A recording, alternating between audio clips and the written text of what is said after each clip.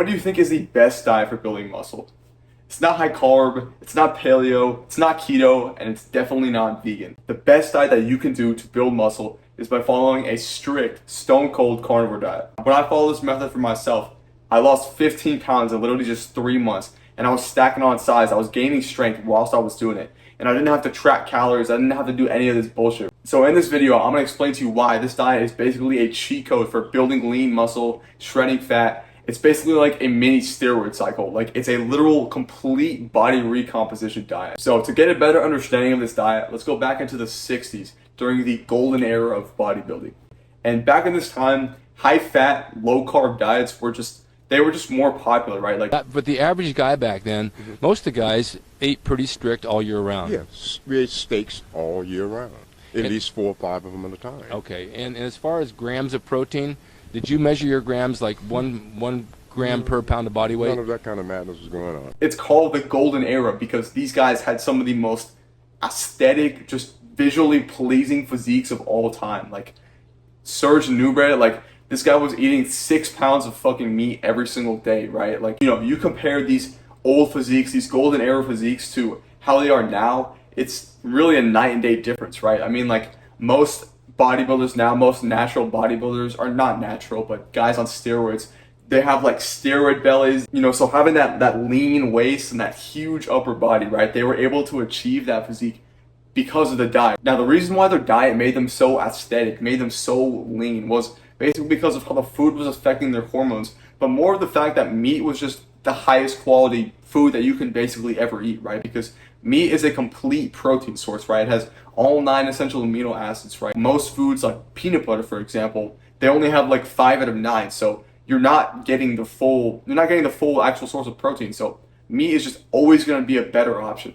And meat is also more bioavailable. And what bioavailable means is the nutrients are more available for absorption inside of your body. So basically, if you compare like a ribeye steak to, some plant or whatever that seems like it has a lot of protein or whatever, like, or spinach, for example, it's less bioavailable because they have something called like defense chemicals in them, and they prevent the absorption of nutrients and stuff, right? Because plants and fruit, whatever, they can't defend themselves, right? But animals can defend themselves by running. But, plants obviously don't want to get eaten, so, they come up with these defense chemicals that basically prevent insects and other creatures from eating them because it causes harm. That's a point for another time, but I just want to mention that. And eggs as well, right? We're going to be eating a fuck ton of meat, and we're going to be eating a fuck ton of eggs. But if you just think about it for a second, eggs are literally nature's multivitamin because it's literally all the nutrients needed for life. It's complete nutrients, right? Because if we let the egg fertilize, if we just didn't eat the egg, then it would turn into a fucking chicken, right? So, like, it's just, you're only eating now the most absolute nutritious foods, and you're not missing out on anything. Now, I know you might think this is like kind of strict, right? Oh, only eating meat and eggs, right? That's fucking crazy. And, obviously I get that, like, because when I first started like 6 months ago or whatever, like, I've been like 100% consistent, right? Because I didn't even want to do this long term. I just like saw there were so many benefits, like your skin clears up, you get stronger, you get more testosterone, right? Your jawline sharpens up, like all this stuff, right? Like, and I was like, okay, fuck it, I might as well try it. And I'm telling you right now, like, you will feel so much better than you currently feel right now that you will just never want to go back, right? Because the meat has so much nutrients in it, and it tastes good every single time because your body knows how nutritious that meat is for you. Like, genuinely, at this point, I don't have cravings for sugar. I don't have cravings for junk food.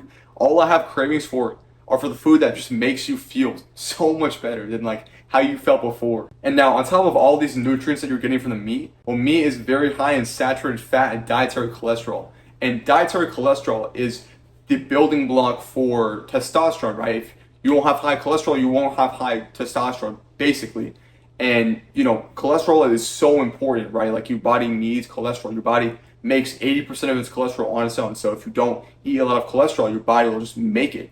But, you need high cholesterol if you want high testosterone. And meat is extremely abundant in cholesterol. Bro, I'm telling you right now, like, if you grab a carton of eggs and throughout the day you eat more than 10 eggs, bro, I'm telling you, like, your shit is gonna be like rock hard, bro. Now look, if you're serious about starting carnivore and you really want to take your physique to the next level, I basically made a program where I'm gonna walk you through every single step of this diet, right? Transitioning from carbs to fat, how to be successful on it, how to train on it, how to be consistent with it, right? How to not succumb to cravings and all that shit. So, if you're interested, you want my help, click the link in the description. Now, I know you're probably thinking like, oh, don't I need carbs for energy? I need carbs for building muscle. Well, the short answer is no, right? And I'm gonna get a little bit sciencey here, so just bear with me. So you typically eat carbs, rice, bread, pasta, whatever, right? And all of these carbs get converted into glucose. Now, this is basically gonna cause your blood sugar to rise. So if you started here before the high carb meal, it's gonna rise up, it's gonna spike up. And now, in response to this, you have another hormone called insulin. And insulin is basically your fat storing hormone. Its job is to take those extra glucose molecules that you put in from eating that dietary carbohydrate. It's going to take that and basically put it into your muscles, your liver, and yeah, it's basically going to store that glucose in as fat, right? And that's why you see like high carb bodybuilders, or maybe even you, like you'll have like that puffy look, right? You'll eat a super high carb meal, but you're not actually bigger. You just have more like water retention. But the thing is that your muscles and liver only have a certain amount of glycogen that they can hold, right? So when these become full, insulin is basically going to store this extra glucose as fat, right? And this is what happens to most people, right? This is literally why obesity exists, is because we just started eating carbohydrates. And just side point, we've only been eating carbohydrates for like 10,000 years. And we've been eating meat for over 2 million, right? It's been proven, that's just a known fact. It's not up for debate. And so you're basically gonna run off of this glycogen tank. And to give the exact numbers, you have about 1,200 to 2,800 calories of energy in your muscles, and you have around 400 to 600 in your liver. So this total is around 3,000 calories tops, basically. This is the energy that you can actively use. Now, okay, let's talk about carnivore. Like, how do we get energy on carnivore? So basically what happens is, once you cut the carbs, your liver is going to start producing ketones, and you're going to use that ketones. You're going to run off of it for energy. This means that you're now burning ATP directly for energy, right? So you're directly tapping into your own body fat to burn for energy. Now, a lot of people like to make the argument that like, oh, well, carbs are faster energy. It's a better source of energy. And yes, this is a true statement. But the thing is that your body already makes all the glucose it needs through a process called gluconeogenesis, right? Your body basically converts protein and fat into glucose, right? And it keeps this topped up all the time. So for me, for example, like I eat 0 carbs, right? I haven't ate carbs in 6 months. I don't eat any fucking carbs.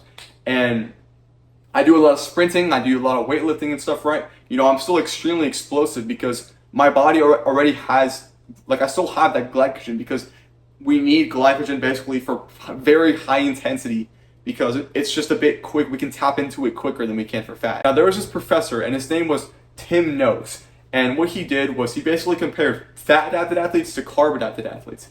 And what they found was that the fat-adapted athletes, like they were running like repeated sprints, and they found that the fat-adapted athletes preserved glycogen much better because they were extremely efficient at burning their own fat for energy, right? They had like some of the highest fat-burning like intensity ratios like they had ever seen. I'm not exactly sure what the ratio was, but like, and so these carb burners, right, on the other side, right, these carb-adapted athletes, they aren't efficient at tapping into their own body fat. So they're basically always burning this glycogen. But the fat-adapted athletes were able to burn fat at higher intensity, and they were still able to keep their glycogen stores topped off because of gluconeogenesis. So basically, the only way that you're going to run out of glycogen is if you did those sprints for hours, right? But who is doing that, right?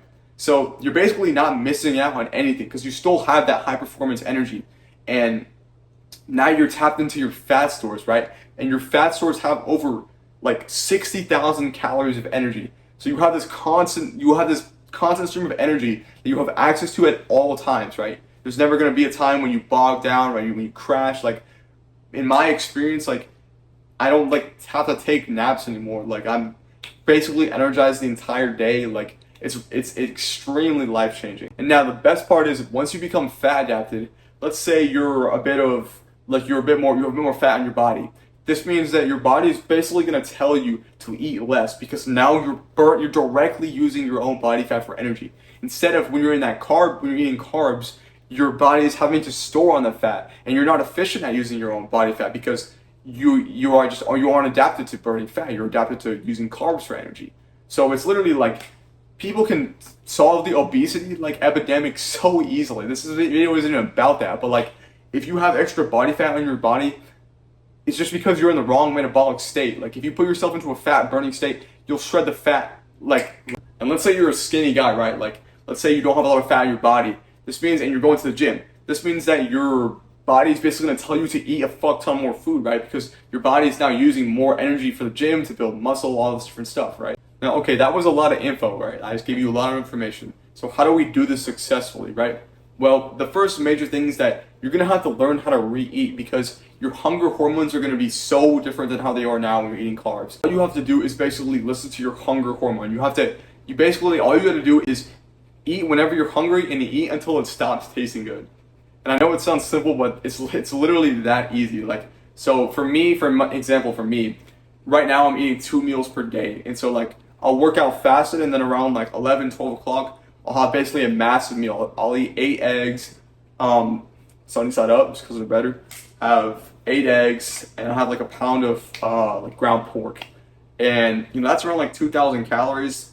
And yeah, it's like fills me up crazy. Like it's super satiating. The food is, and I don't have to worry about food for the rest of the day.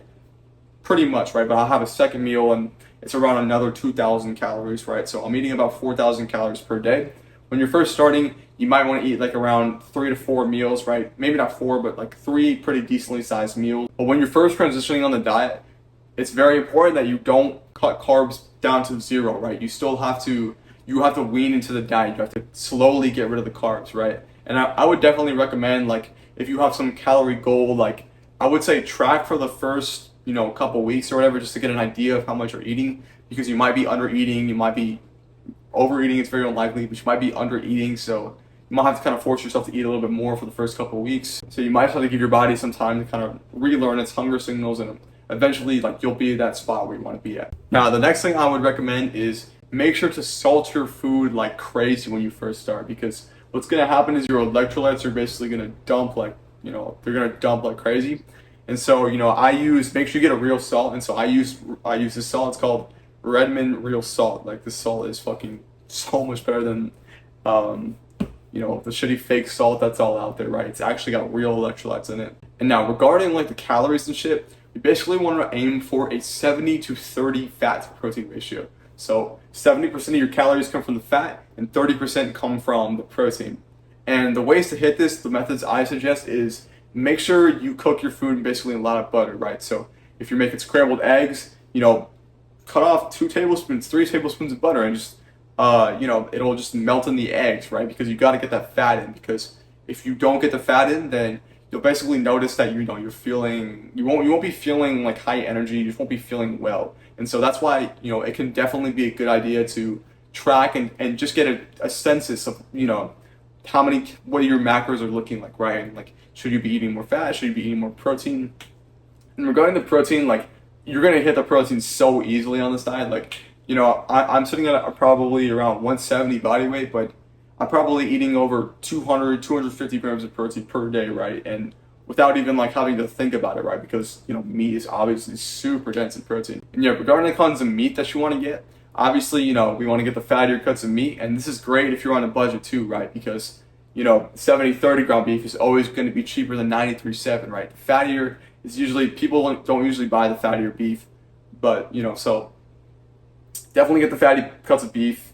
Go for the fatty cuts of ground beef, go for chicken thighs, you get chicken breasts, it tastes so much better as well. Yeah, basically any kind of meat is good, right? There's basically no kinds of meat that you shouldn't be eating, unless obviously it's got it's some bacon cured in sugar, or some sausage with some weird shit in it, right? Now also something that can help you to eat more is basically use dairy. So I use a lot of dairy for I just basically put cheese on all my meals, where I just it's like addictive. It helps you eat more, right? And also just makes the food taste so much better, right? Like, bro, my meals, honestly, I would never get sick of my meals, right? Like, and look, if you're still trying to eat a lot of food, what I would recommend to do is get something called pork rinds. They're basically like pork skin fried in their own fat. And it's literally like eating potato chips, right? But you can get so much extra energy from that, and it will just basically feel like you're eating air. And now look, if you're still saying to yourself oh, it's too strict, I can never stick to this, right? You're still in that mindset. I would say, look, man, just stick to it for 30 days, right? Just try it out for 30 days and see how you feel. And I promise you, you will not want to go back. And look, and if you need that extra assistance, you need that extra guidance from me, I have basically an entire program that I made to help you, figure everything out, right? Entire workout programs, piecing everything together for you so you don't have to do any of the guesswork, right? But yeah, man, that was pretty much it. I hope this helped you out, and I will see you in the next one.